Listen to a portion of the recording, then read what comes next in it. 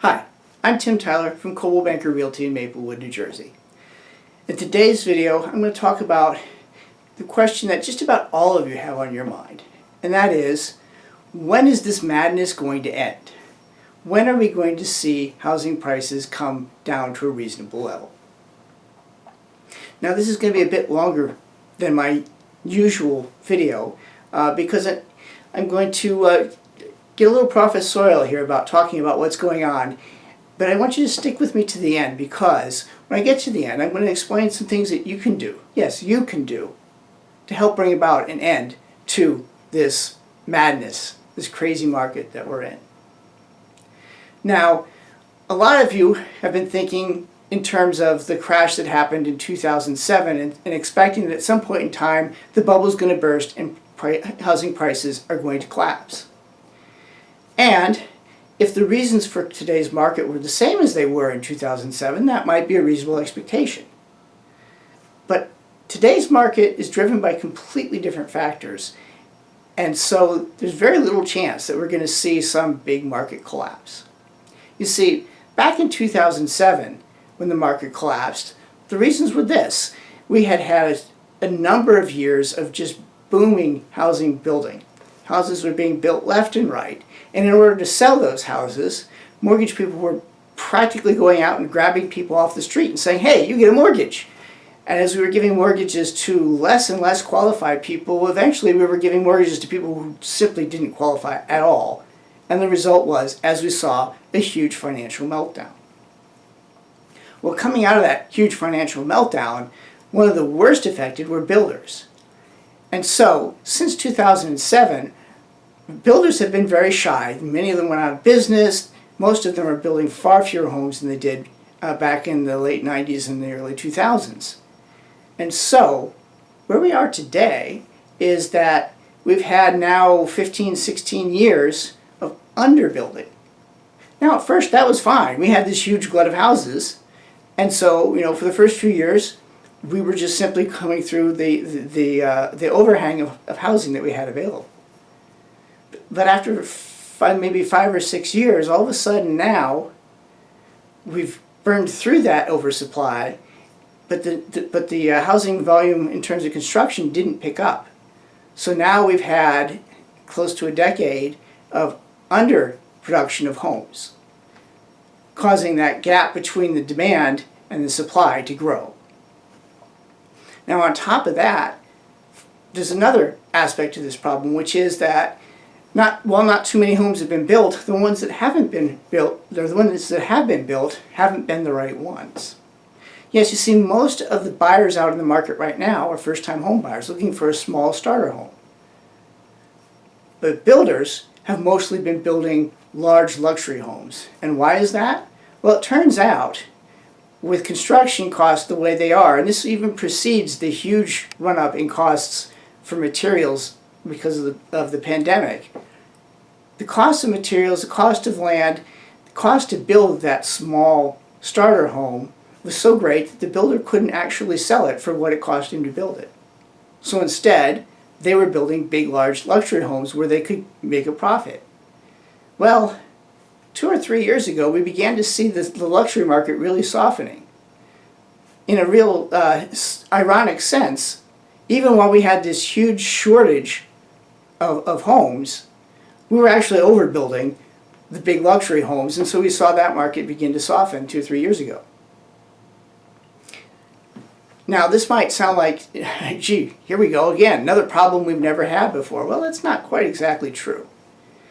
And I think this is where Professor Tim comes out. I think it's valuable for us to look back at when this country went through something similar and how we got out of that problem to see how we can get out of this problem. So I'm going to take you back to 1914. 1914, this was a very different country, a very different housing market, and a country that was much more involved in production of raw materials than it is today. And so when war broke out in Europe in 1914, even though the United States didn't enter the war until 1917, pretty much immediately we saw a lot of material from the United States and a lot of even our industrial production get shifted into the war effort. and that led to an increase in the cost of materials and a decrease in the construction of homes. Now that got even worse in 1917 when 1 million men got shipped over to Europe to fight the war, and now there was, on top of the lack of materials and the cost of materials, a lack of labor.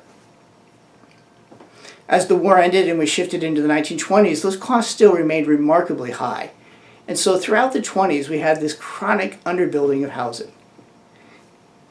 Get into 1929, of course, and we all know that the market collapsed and the country just didn't have anyone, who was with the wherewithal to even buy a home at that point. To the point that we reached in the early 30s an all-time low of something like 20,000 housing starts in the entire country. By the early 1940s, we were now in World War II. There was a whole bunch of more material going over to the war effort, and this time millions of men in the war effort. Even greater increase in the labor shortage as well, such that when Henry Ford and the Ford Motor Company built the Willow Run plant to build the B-24 bomber in the early 40s near Detroit, every housing unit within 100 miles of that plant was already taken up, and men were renting chicken coops and barns and garages to work in the plant. It wasn't until 1947 that the housing shortage in America began to finally turn around.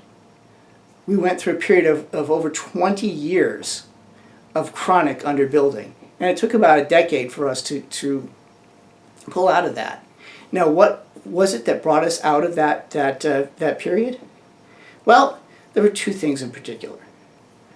First of all, as the war ended, millions of men came back to the United States.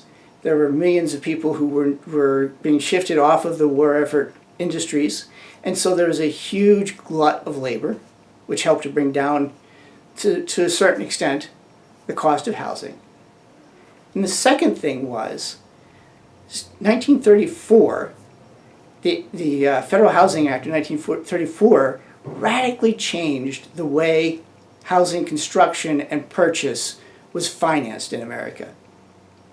The FHA mortgage, and then immediately afterward the GI Bill, the VA mortgages, made even the somewhat more expensive homes that were being built affordable to nearly, just about anybody in the country. So, if we look at the reasons that we're having trouble today, I think we can see where this is going. Right now we have extremely high costs of materials. They've come down a little bit, post-pandemic, but even before the pandemic they were high. So we still have an issue with finance, particularly financing the construction of homes. And that's where you can help. So cost of materials is one thing, but there's also the cost of land.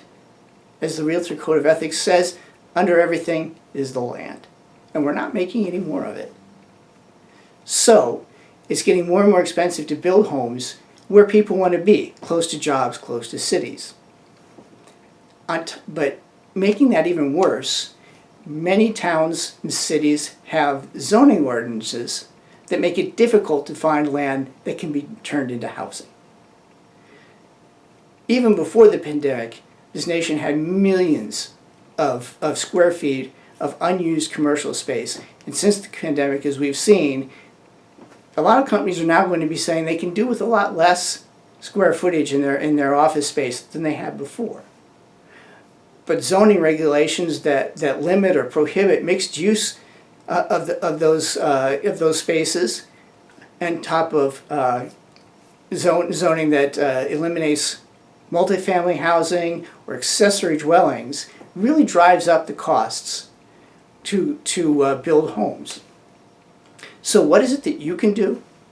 Well, you can speak out in your town councils, you can write to your city mayors and administrators, and advocate for changes to zoning that will help us to reuse some of the space that today is being underutilized as commercial space, big, large homes that could be divided into multifamily homes so that we can start to see and bring down the cost of housing. This is the way that we will eventually get through this, by changing the way that housing costs in America. Tim Tyler from Coldwell Banker Realty. I thank you for listening.